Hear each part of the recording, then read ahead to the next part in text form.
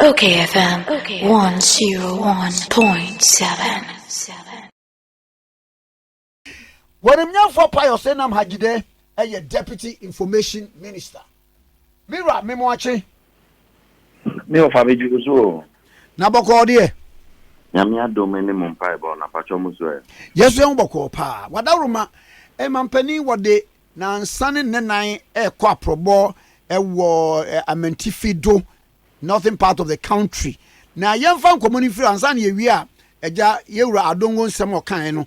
Nyanubi owa odi amaye aproba to say enra nens niema wodo to say omanfo tie wo wiase enenso to say Wofa bidasi pa nedika maminchia na minchia yetie for wadaw ma mesre mayen ensane no mumu sei na amanfo a omutie yenu apenyin honorable adongo no minim se enye nunti na mo frɛ media minim se mo be frɛ obi fufra ma na yina no baako ba misrew mami yi baako mienu bi efri ho ansana enye sana mate eno kwa po de ye ni vice president ne kasamafo Dr.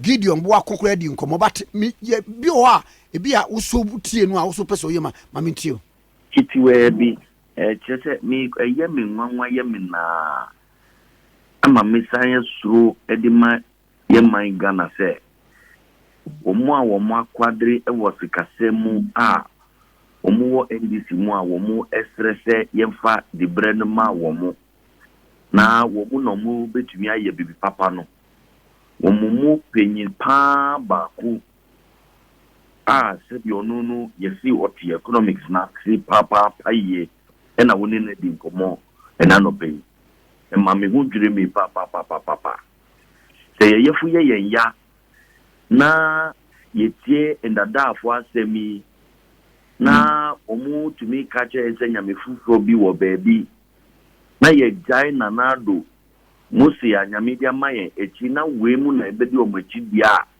ende ya ye jireje eyemi nwanwa se IMF program of 1 billion na yensu ye members of the IMF ohia bibi esi wiase fana nyina eku na yensu ye ka ho a yetua ye dues as oman Ghana yesu ye ka IMF no ho yetua ye dues eku nu ka se yembeji siga kakra enso ya sene no ni a onu akwade wo economics no mu no wo di tutu se etite obi a onu akasa ti wo winam no amanaka dompe jete ejidie enni economy ni mu biom wo se wo koji ni apotoka se mu ye friend policy credibility jete sebi okowinse ni bia wo busie mu ananka wo pese okobo busia but nam se onim se ni subamboni ayen sanwi bebrebe a wo ye entenu obia enche nanim boni busia enti agise obefa wo wofa Kwame Nkrumah tikesi edi nachi entinu se okobo busia nipa no behu wu Kwame wanim na wama ne busia ne se Kwame gina ne chinkwan die se wantumi antuampo a mekwa kobisa Kwame enu na ye friend no potokasa mu policy credibility enu na ye nanu mu NDC for NBA nam se omo edi Ghana sikano amanaka dompe in their own words omo ankasa nyamika omakuma mama kanu krese ye di sikana manaka dompe ni sentinu omo akọ ekwakoji policy credibility na ye di conditionality se city ho se we nu Kwame se sa unia na America na semi yesi Kwame una wodine bo enti no wodine beyi hwese efiada we keeping na oya okọ akonum ensano make sure say onko sa we keeping ni biom na ya man conditions bebre ti say ya maye conditions bebre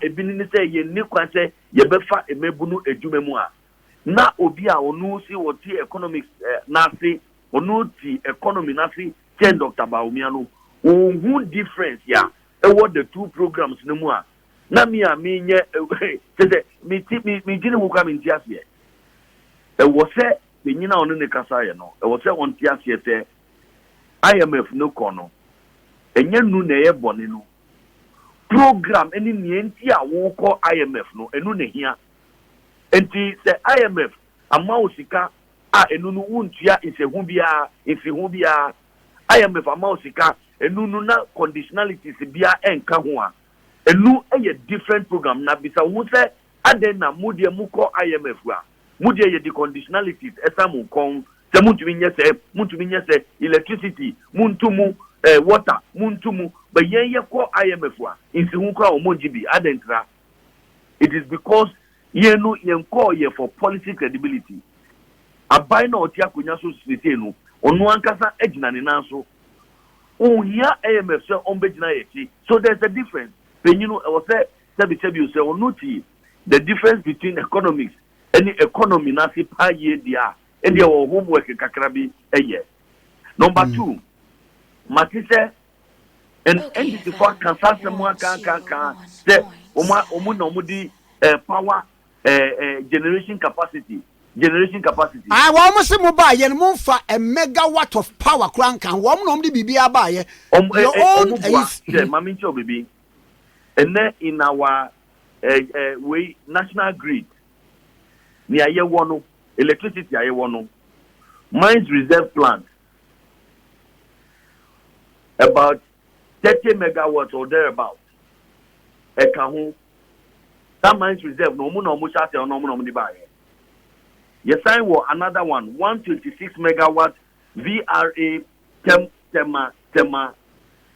tema one plant enunu eyusu GE frame 9 engines yes I will 50 megawatt tema 2 plants enusu eyusu Siemens turbines yes I will 220 megawatt boom thermal plant enu eyusu Alstom turbines yes I 126 megawatt Osono power plant enusu eyusu GE frame 9 turbines when yina eye MPP aban ana ye mampenya otia konya so sei minister for either foreign affairs or attorney general and the data power plant in na ebaye enye nditi for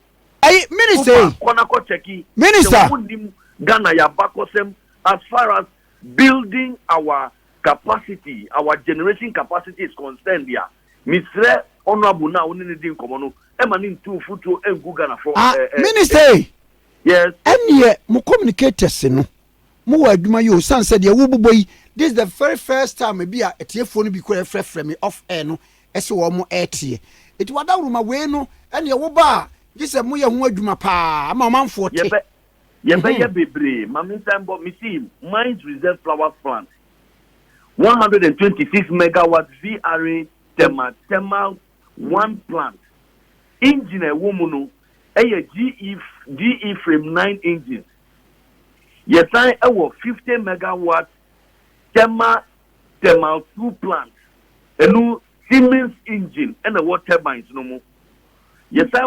220 megawatt boom thermal plant enu Alstom engines and the woman you 126 megawatt Osono plant GE frame 9 turbines and the woman minia she bakubi wo Abuazi ye friend Takradi thermal 1 plant Okay, FM. Kufwa baya nanado ka ho ene chase ye kwa no the capacity was supposed to be 220 megawatts and it for the bar ye under mills ya wo mo be ema any bar fem to 132 when nyina ye hu adwuma building a power plant luminia yade a etumi di a long efie as awie building power plant no yade a ye adwuma kese pa na mo benya ho fa so a adwuma ni bi ye wie e wo mapenso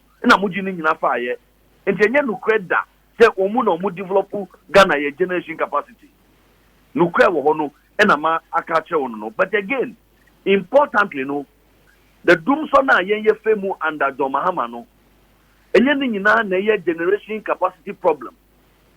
Bebre wo ho a eye financial problem sika na wo me di sika na manaka dompe a ye ni sika ye bekwa akoto fango West Africa Gas Pipeline penyi no eba Ghana ha ebe woni yen se yen tua sika wo du Nigeria pe wo dum ni gas no one thing asem ni se penyi no efri Nigeria eba ye man mu ha ebe ma yen woni se ka berebe na John Mahama ban no na edifo no di no se yen tua kana wo du Nigeria pe wo bedum Ojamframa no the deputy minister responsible for power.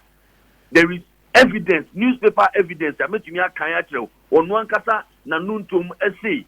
Ade no eyesika wo munia wo mudi beto Ojamframa any fangwa wo mudi be power plant. Enu ne ma dum so ewo ho no. It is not just a question of capacity.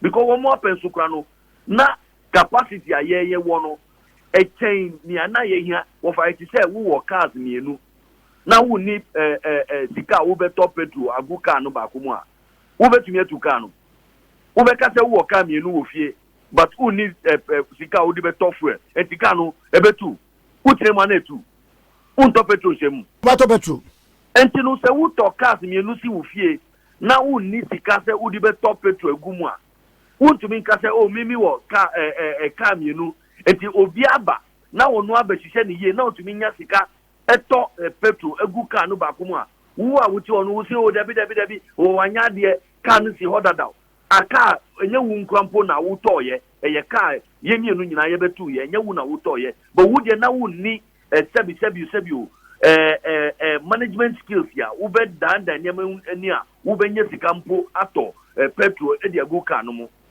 Afe minkotia you see politics ya no impenyifo ni bi wo ho a mi de minim se anka yen jai kasa ne bi emfama sebi o yen nuano mu a afe na omo si a omo ba kaka wo si Dr. Baumia en jai se o kasa on share paper so that dey no so free him ba wo si se wo hwe maame na the way a maame ne kasa na o flow wo hwe paper so no na Dr. Mahmoud Baumia de paper dan no yi free na nimu asem eti we mu na ye akandifo a ye omo ka che nse yemfa oman yi ma wo moyi eti penyina oni ne di nkomo yi onim nya ye friend teleprompter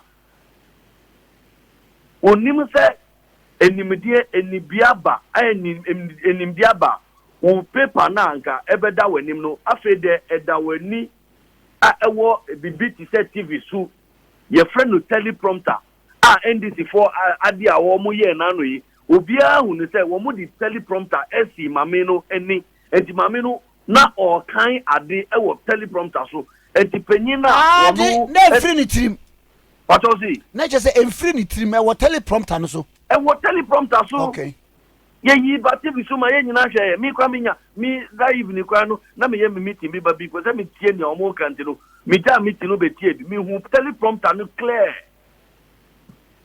Eti se ni Donald Trump yusu edu baby a mpenyifo ne pi etumi yusu enti no se penyin na wono na wo se yemfa Ghana ma no wo mu na mu betimi aba betiesie Ghana ne nasefo a wo mu kura no wo mabakosem ku wo mu ntimi anyehwe no enti no onim teleprompter enti wono na adwene mu no na ofu se ni ana Mr. Mahama eka ni nyina no na o kafe ni trimu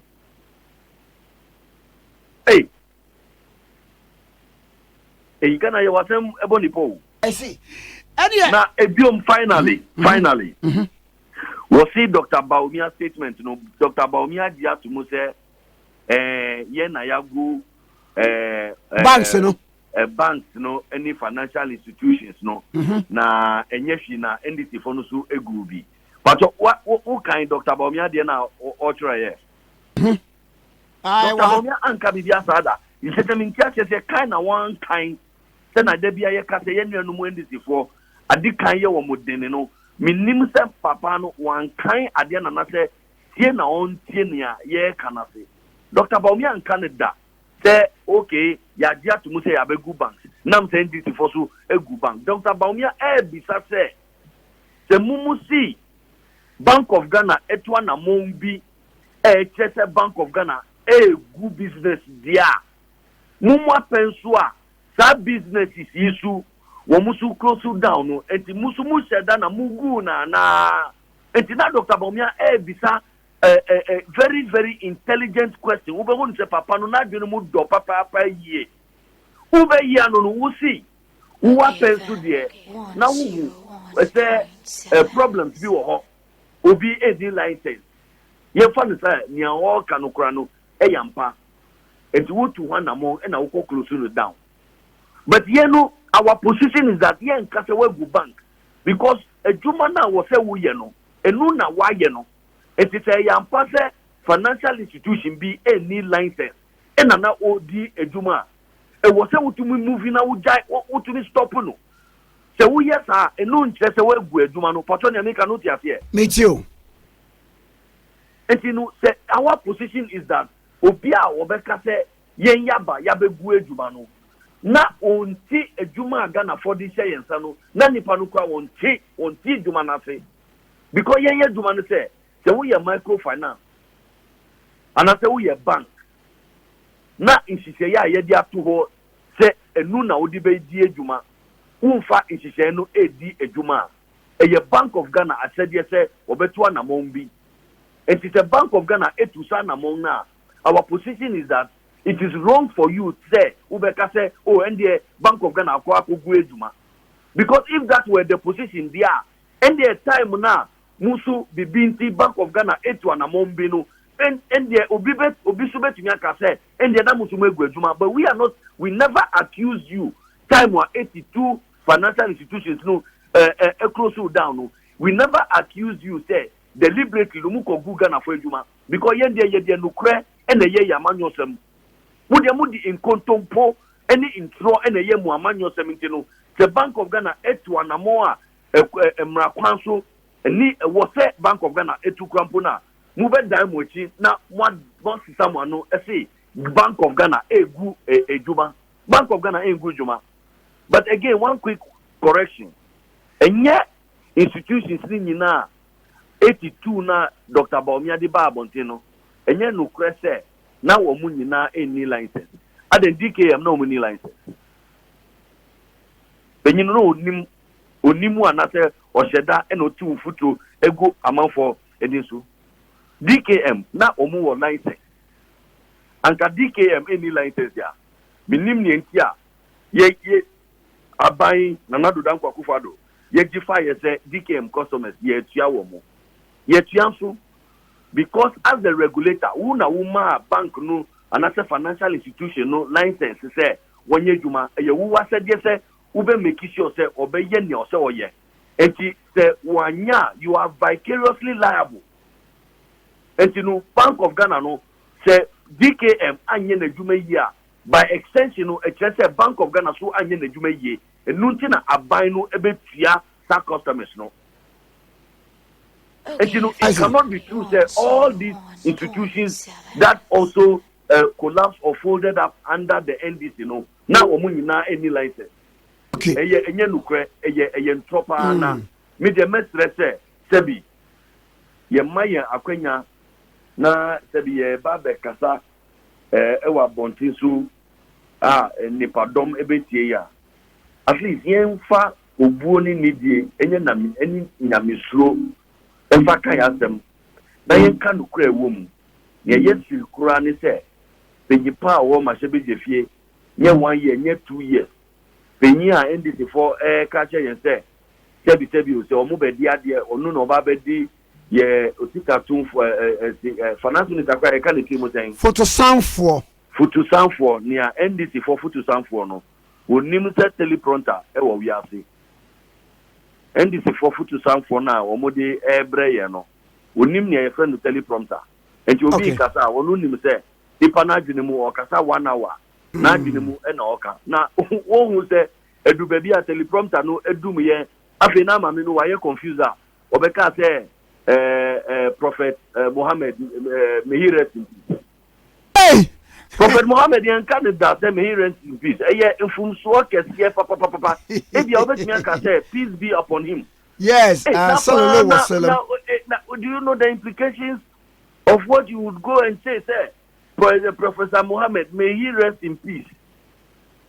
It is because at that time, no, not teleprompter, no, and you know, a friend and I all send the paper, or back to the paper, or can you have the car say, excuse me, because by that time, that teleprompter need to more. I feel all time back to the script, the speech, and then and you know, say, ora, honorable Adongo, Nimua, Edia, Obin friend, on Ganjan, say, this year, no, any biaba. Abefu kwanso bibi wo ha ye friend teleprompter na enanu ye teleprompter ena ora John Mahama eni Professor Nana Jane Opokwajima eyusu ye etino nje e manu nye ni wanwa okay obi friend no on kanche no your wadi a quick one snappy one aprobo no ene ewo hinfa woni mampani midasi we nti awa fra mi kwa no ye di emrani nyina kra ewo baako no ho but nyina nim say ye mampanyin ewo aprobo ye working visit eno a ye call Northeast region unim say Northeast no ye one of the new regions and you know mampanyin ekoji briefing about the several infrastructure works here ekoso because a new region they need regional offices of the decentralized agencies. Food and agriculture, feeder roads, education, health. When you know, you see one more regional administration office. And I see the main regional administration office, Nankasa, the coordinating council, no suno, Ejuma, and no suno, Ejuma, Kosu Papa. But the Bakubia, Yenshan is to say, the development module, Yaman Pinin Anado, Eyusuni say, Nanua, the model is that all decentralized agencies are in one place called the regional capital. No, Wenu Nanado SA is using this opportunity to instigate growth pools in the entire area. And you will say regional directorate of health, district Fufrobimu, which is different from where the regional capital is. Which in the case of Northeast, no, Narilogo, no, Ubemuse, for instance, na Directorate of Health, no, district Fufrobi, na Directorate of Agriculture, district Fufrobi, na feeder routes, district Fufrobi.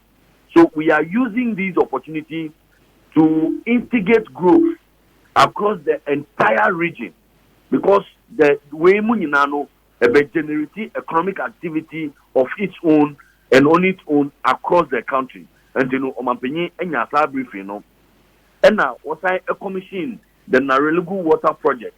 And now, Mikate say we are constructing the sustainable rural and community water sanitation project. No, 11 out of the 16 regions at a total cost of $45.7 million. Northeast, the Enquiano, ye 4 or 5 districts are. Omo benefiting from that project. The total cost in Northeast alone is in excess of 26 million Ghana cedis. Narilugu dieno ena enra omampenyi epao huntuma e commission ye. Enrechi no ultra modern youth employment agency regional office. Enusu omampenyi ekodi amamre ejuma ebeshiasie. Yefi Wonu Tamale Water Project, total cost of $223 million, going to serve over 790,000 beneficiaries in about 40 communities in and around Tamale. And also, Omampenyi, Amamre, Amanie, any Amamre, and also, Ejuma, Ebeshasia, Anessa. Yape musika ewie anopai yesiesi yehu yedi yendi water project $30 million United States dollars going to serve several hundreds of thousands of beneficiaries about 15 communities around yendi and so ebe benefiti yefihoa na yakọ Damongo also in the Savannah region $49 million water project. Enusu sa etino ubisa kakra metumi aka afahunie. Okay, mamia ekuadente 90-year-old Mamina, unfortunately, Yantiasem there, Ewo Kafaba, Ewo Savannah region. Omampeni Ekasafa, who papa, Omampeni can say, was say, Quembia so a political beshe, Ayom Jumana, Omo Mudi Saboni, Yeni, Omuni Emrano Bedino, was say, political Esha Saquanoso. Regional Minister, Aji instruction, Aya seti up, if you dente fund bia, Ebe Sika, Yedibe Nebusia, na Yasai, Edibia Borderama, Kofati, Assesse, in the Ebisano. Sebi yadia any question was say yes so kra. The regional minister has received instructions and he has set up the inter fund. The president has shown leadership by contributing heavily on one kasaso edisika eshe sa fund no. Even before then ukrano o mampenyin ne yiri Urayiri Rebecca Kufado, Eddie Kankra, SND, high power delegation, and so Eddie Enyama be Ebaya or Obebua, Ebusiane, Amanfwa, Wamuo, Kafaba. And you know, many are waiting now, Koso, but minim say, Emrani Yedi, Kakra, and you know, Mammy, emphasis idea, Repemuno, Fremia. Nia cannot make me Eddie Atwaso amount. Yo, and the medal sepa, honorable pious, and I'm Hagide. A Deputy Information Minister. Okay, FM 101.7.